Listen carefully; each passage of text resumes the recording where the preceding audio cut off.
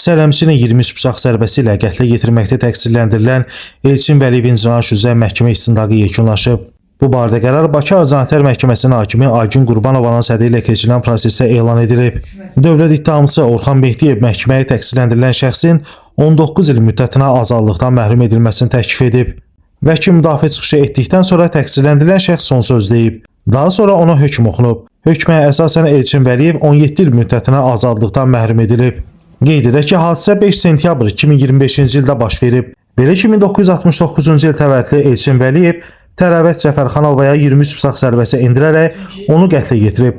Məlum olub ki, Təravət Cəfərxanova sələmçi olub. Təravət Cəfərxanova təqsirləndirilən şəxs Elçin Vəliyevin keçmiş qaynanəsi olub və Elçin Vəliyev ondan sələmə pul götürüb, lakin vaxtında qaytarmadığı üçün tərəflər arasında narazılıq yaranıb.